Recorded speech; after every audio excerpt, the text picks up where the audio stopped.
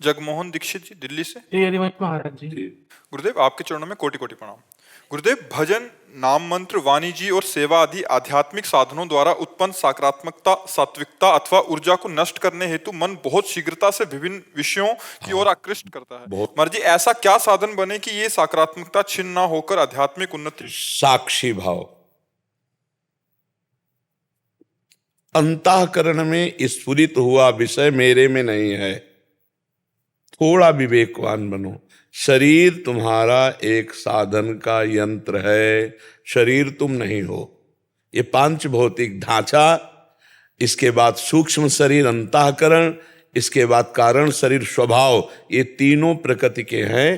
तुम परमात्मा के अंश हो और ये शरीर प्रकृति के हैं। भोगों का आक्रमण, भोगों की इच्छा, भोगों की क्रियाएं शरीर से होती हैं। आप उसके दृष्टा हैं। इसलिए जो अधर्म की प्रेरणा हो तो उस समय, जिस समय प्रेरणा हो रही, उस समय तुम उसको देखने वाले हो, तुम्हारे में नहीं है। अंतःकरण में स्फुरित हो रही, तुम्हारे में नहीं। और उस अंतःकरण में स्फुरित होती हुई असत प्रेरणा को भगवान नाम के द्वारा काटो। जिस समय स्फुरना उठ रही, उस समय राधा राधा राधा राधा राधा राधा राधा, वो कहेगा सुनो, हम देखो तुम्हें दिखा रहे हैं, ये भोग की बात सुनो, इसमें बड़ा सुख मिलेगा। और राधा राधा राधा राधा राधा, उसकी सुनो मत, वो नष्ट हो जाएगा। जब हम काम को अपने ऊपर लेते हैं तब हम परेशान हो जाते हैं। भगवान ने सहन करने के लिए आज्ञा दी है। मात्रा स्पर्शास्तु कौन्तेय शीतोष्ण सुख दुखदा आगमा पायनो अनित्यास्तास्तितिक्षस्व भारत। ये आने जाने वाले विकार हैं, ये स्थायी नहीं रहते। स्फुरित हुआ उस समय तुम साक्षी भाव में रहिए, मेरे में नहीं है।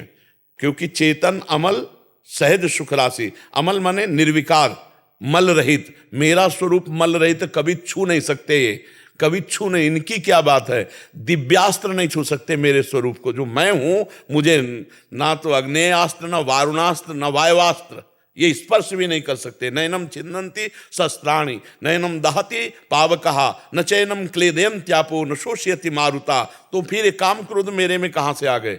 मेरे में नहीं है। अंतःकरण में जो प्रकृति का स्थान है, मन बुद्धि चित्त अहंकार, उस अहम में अंतःकरण में स्फुरित होते हैं। मैं साक्षी भाव से विवेक के द्वारा उन क्रियाओं को अपने में स्वीकार नहीं करूंगा और ना करूंगा, खत्म।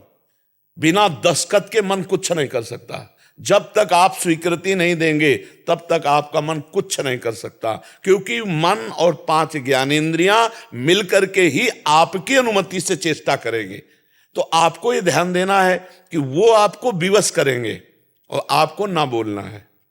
तो बचा ले गए।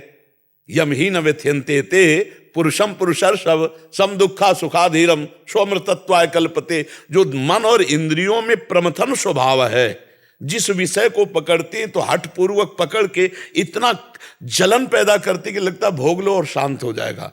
बस उस व्यथा को, उस वेग को जो सह गया, सो सहित सहित बाढ़े भगति ग्रह तन गुरु हितगार। उसकी भक्ति की भूमिका बदल जाएगी। वो भोगों पर विजय प्राप्त कर लेगा।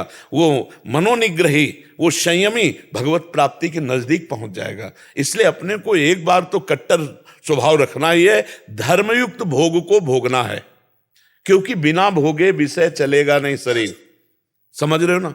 बिना विषय के सेवन से शरीर चलेगा नहीं। तो धर्मयुक्त विषय, जो भोग लगाने लायक वस्तु है, वो प्रभु को भोग लगा पाएंगे। हमारे अंदर काम वेदना आती तो धर्मयुक्त अपनी पत्नी का संयोग करेंगे यदि गृहस्थ है। हमारे अंदर मोह आ रहा है तो अपने पुत्र में, परिवार में भगवत भावना करके करेंगे। हम अन्यत्र अधर्म आचरण नहीं करेंगे।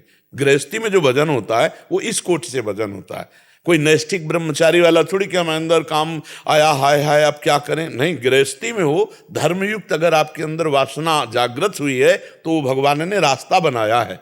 लेकिन नैष्ठिक ब्रह्मचर्य वैराग्य तो फिर आजीवन के लिए, फिर वो एक अलग मार्ग। आप गृहस्थी में हो तो फिर धर्मयुक्त विषयों का सेवन कर सकते हो, उससे भजन में कोई बाधा नहीं। कोई चोरी थोड़ी कर रहे हो, चुपके से किसी का अधर्म थोड़ी कर रहे हो। अगर आपके अंदर काम सता रहा है तो भगवान का स्मरण किया, भगवान को नमन किया और अपने पाणी ग्रहण संस्कार किया है। अगर हमें और भी आवश्यकता लग रही खान पान, तो हम अच्छी अच्छी वस्तुएं प्रभु को भोग लगाते हैं, प्रसाद रूप से पाते हैं, नाम जप करते हैं। ऐसे गृहस्थी में भगवद आराधना होती है।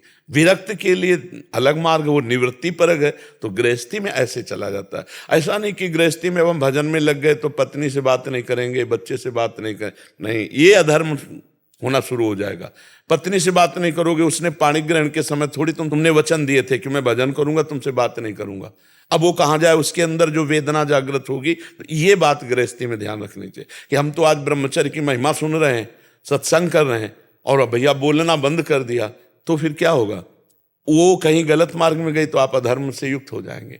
इसलिए गृहस्थी में बहुत सोच समझ के चलना है। और धर्मयुक्त काम भगवान ने कहा मैं हूं, तो इसलिए अधर्मयुक्त चेष्टा ने, पराई बहन बेटियों की तरफ हमारा मन जाए तो हमको उसको धिक्कारना है, उसको उसकी बात नहीं माननी। लेकिन धर्मयुक्त जाए तो बात मान लेनी है, फिर उसमें उसको भी सपोर्ट करना होगा। सपोर्ट न किए वो मन तो तुम्हारे यहाँ बैठ ही नहीं सकते। मन सपोर्ट ना करता तो यहाँ बैठे, तो मन अगर सपोर्ट देने लगा तो भजन में आगे बढ़ा देगा। तो जैसे जंगली घोड़े को, जंगली पशु को प्यार और शासन दोनों से बस में किया जाता है, ऐसे मन को बस में किया जाता है। कभी मन की बात मानी जाती है और कभी मन की खिलाफत की जाती है। जहां मन धर्म के प्रतिकूल वहां खिलाफत करनी, और जहां धर्म के अनुकूल तो उसका सहयोग कर देना है। तभी हम मन पर विजय प्राप्त कर सकते हैं। समझ पा रहे हो?